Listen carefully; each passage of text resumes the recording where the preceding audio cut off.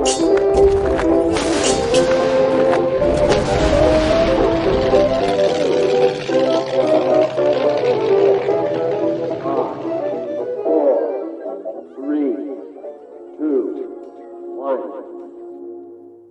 Chalke History Festival special series on history with Jackson. Hello and welcome to History with Jackson, the home of accessible and digestible history. And welcome to our Chalke History Festival special series, where we'll be talking to some of the historians, living historians and performers here at Chalke about what they're doing at the festival and their work.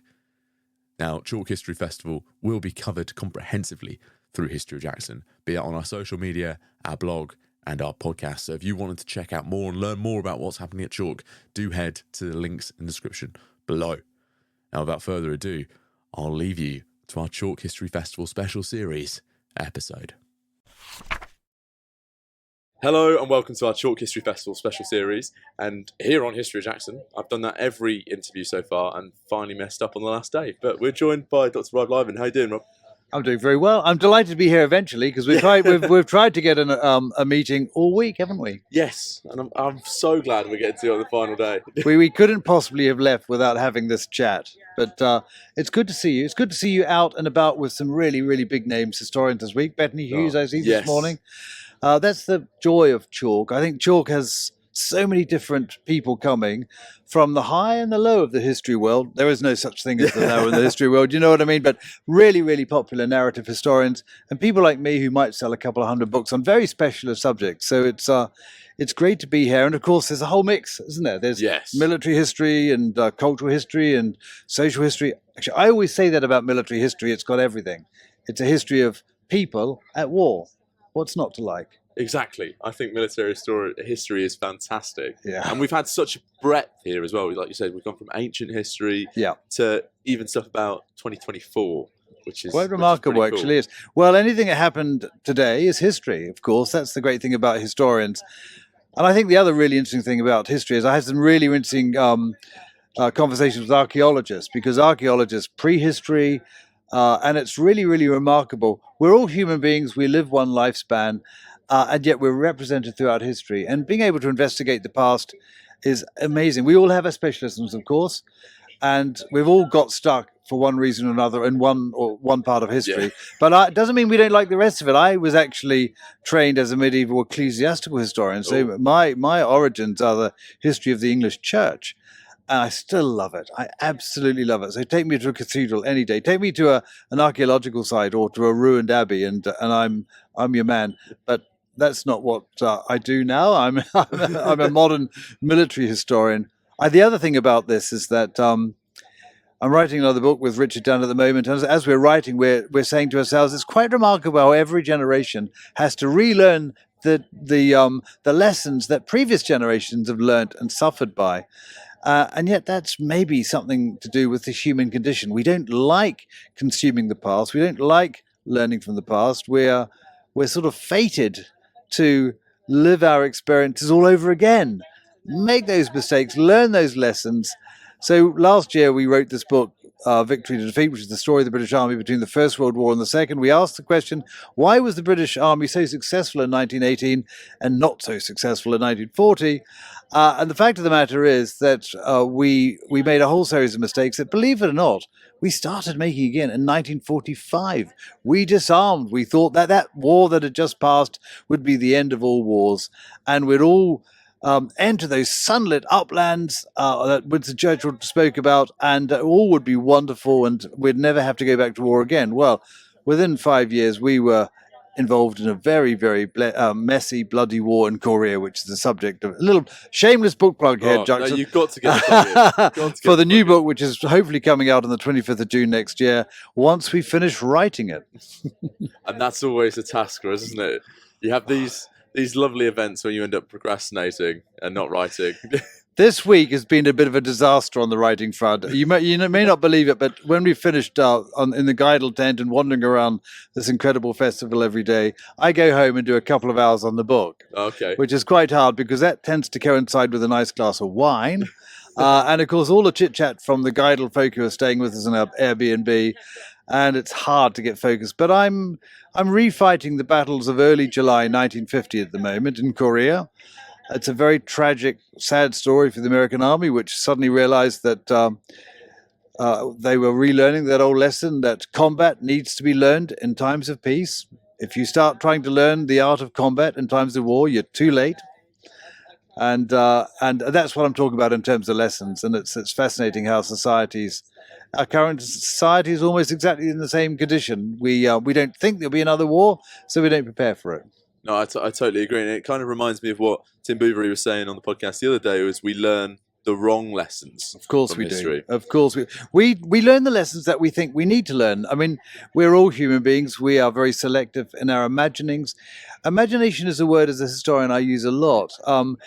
Going back to that book, Victory to Defeat, the people in the 1920s who are making decisions about our future failed to imagine the possibilities that were outside their purview. We like to be in control of our future in terms of, and we think about them. But the future doesn't come at us in the way that we imagine. We have to imagine other possibilities. And that's the job for all of us. And it's really incredible how it's really important for our society as a whole and for our government in particular to be Imagineers. And I'm afraid I don't think we've been doing that in the last few years. War shouldn't take us by surprise. No, so it's been a constant theme in the history of humanity. It has, sadly. But the tent that we're in today, we're in the Guidl tent, which is absolutely lovely. You've got branded cushions, you've got branded umbrellas, and we've also got this map behind us. So what is Guidl? Guidl is a new app designed and financed by many of the Chalke historians. About 21 of us have thrown a bit of money in. Our aim is to create an app that enables us to tell you, in short audio snippets, about our favorite places. So if you go to a town or a village or a battle site or a castle, there's Tom Holland or Mary Baird or Rob Lyman or anyone else giving you 2 or 3 minutes of what that place means to them. So often we go to places, history is all around us, and we leave none the wiser. And of course, when you go to a place, you've either got we've got the Story Stock tent next to us, so there might be a little bit of ambient noise. Don't worry about it. But we go to a place, we've either got a guidebook or a guide. Many times, of course, we have neither. And the idea of the Guidl app is that we've got something in our pocket that brings the area to life. Now, the real challenge is we can't do it on our own. There's no way that, and the app is global, by the way, that we can cover the whole world with guidles of our favorite places. So that's where you come in, Jackson, and everyone else who's listening to this, because we want you to upload your own guidles, Guidl. Go to our website, www.guidl.tours. Register. We'll send you the software to download onto your laptop. You can create your own audio snapshots of places. We designed it for Tom Holland. Okay, so it's very, very simple. Well, no, I thought, having talked to you about the app a few times and Guidl, and listened to you talk about it in the Tech Evolution talk that you did earlier this week, I've been fascinated by the idea, because so often, I do totally agree, so often we go to some of these places and the signs are not comprehensive enough to teachers, and we're all on our phones anyway. Well, the real challenge, if you go to lots and lots of sites around the UK, there is often a lovely sign at the front. Certainly English Heritage have done a really good job, but once you leave that, you've got no access. It's not anchored in your memory. It's not anchored in what we describe as your reality. Your reality is what's happening to you as you walk through the site. So that's where audio guides come in. So you can have someone at a castle, and we've got loads of guidles up now, or battlefields, where people like Julian Humphreys and Charles Easdale will take you through the battle step by step. And you can choose to go from one guide. Guidle is 2, 3, 4 minutes long. You can choose to stop them. You can choose to pick and choose. You can go and have a coffee and listen to them whilst you're having a coffee. It's not a forced tour. You can pick and choose. You can go around and do what you like. But you actually have someone who knows something about that site telling you about it. There's a lovely, lovely series of guidles that I noticed come up this week by a wonderful London artist called Kate Lovegrove, and she's done 17 Guidles of the artist of Cheyne Walk.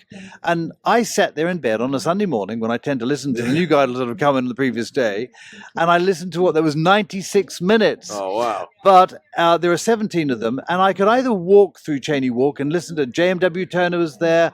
Quite extraordinary. Kate's an artist. Her father-in-law is a famous artist, Ramos. And this is a wonderful way for us to learn about the artists, Cheyne Walk.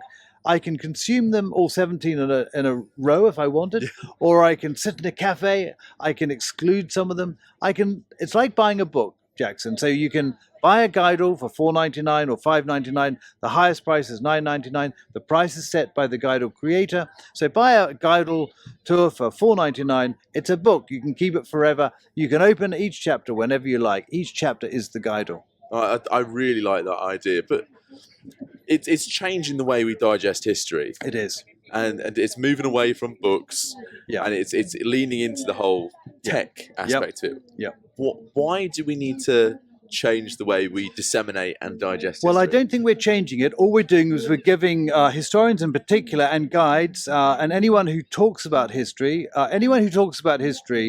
intelligently, sourced and so on, that finds a historian, is a historian. You're not a historian simply because you produced a book or because, like me and many others, you got a PhD in it.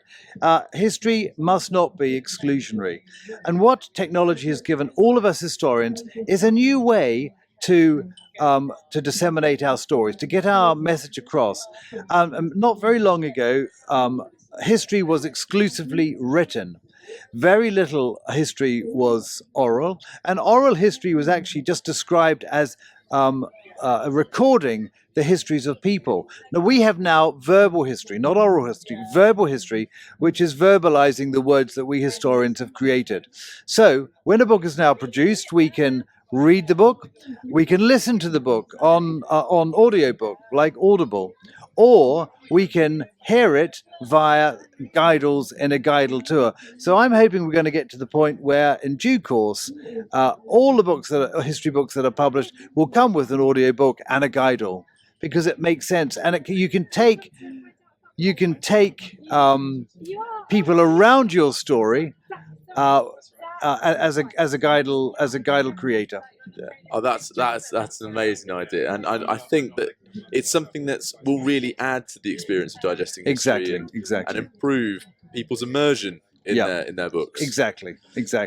So, I've got a final question for you, Yep. Rob. You've been at Chalke History Festival all week. Yep. You've been roasting and baking in the sun. But what has been your favourite thing that you've gone, seen, heard, listened to, or been involved with? Because you have been involved in some talks as well. I've been involved in a few talks. Well, there are a number of things. There's not one single thing. I think I would describe Chalke as a multi-sensory experience. Oh, it certainly is. And I've loved getting involved with the writer Hannah Watson, who has launched her book, The Jungle War, Next Door in the Story Stock Tent. And we talked to lots of young children about that earlier in the week. And you interviewed Hannah, and it was really, really exciting. I loved that. I loved giving my own talk, to be brutally honest, standing there in front of 800 people in the Hiscock tent, talking about my new look at the Japanese command decisions that led to one of their biggest disasters in the Second World War, which is the subject of a book I'm writing in 2026. It'll probably come out the year after. Is hugely satisfying for writing. Writing is a horribly solitary experience. You're stuck in a dusty archive, surrounded by books for very, very long periods of the day, and being able to come out and basically to take the week off and talk to people about history. It's just what we all love and why we do it. And I love people coming to me and saying, Rob, thank you very much for writing that book. I loved it. And seeing other historians coming up and saying, Rob, that book, First Victory, about the war in Iraq, Iran, and Syria, which you wrote in 2006, thank you for that. That happened to me this week, and I wrote it a long time ago. That's really, really wonderful. Most of all, what do I like about Chalke Valley? I love people enjoying it. We will have had 25,000 people this week, selling, and they would have sold up over 50,000 tickets to individual talks. So that's 4 talks, 2 talks a person. It's really quite extraordinary when about 700 kids are coming this week, 700 children. They're all enjoying it as well. So it's history for young and old, um, from the pre-age, pre-human age to 2024. I mean, seriously, what isn't there to like about this place? No, I organised my whole year around coming to Chalke. I just love it, and that really gave a scale of just how big and awesome Chalke is, to be honest. Exactly. And it's going from strength to strength. It's only been going 12, 13 years, and it began with very small, it was very small in every respect. But it's very interesting. The other thing is the number of historians, narrative historians, really serious people who want to come to Chalke, but there's no room for them. So I feel very privileged to be here, and it's very exciting to participate. Well, I know I've seen so many people come out of your talk and go, that was awesome. So I think you've done very well. Fabulous. Thank you, Jackson. That's kind. Now, if people want to go away and listen to your work or read your work or even get themselves on Guidl, how can they do that? Well, in terms of Guidl, download the app on the App Store, the Play Store, Guidl. We'll get the app. Do that in the first instance and play with it and see what historians are doing, and then think about the role you could play in uploading your own Guidls. In terms of my own work, I'm on Twitter, I'm on Substack.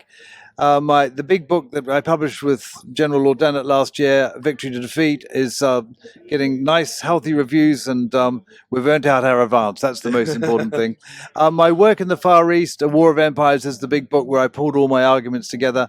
I am going back to it next year. I'm going to write a big book on the Battle of Kohima. It will be a big book because I don't think historians have got it completely right in terms of the Japanese decision. So I'll be re-looking at that battle. Not enough people have studied it. There's still a lot of work to do on that. You can find me on my website, robertlyman.com, and in any good bookshop. Awesome. Well, I'll make sure the links for all of them in the description below so people can go away and find them. Fabulous. Thank you very much, Rob. Jackson, thank you very much indeed.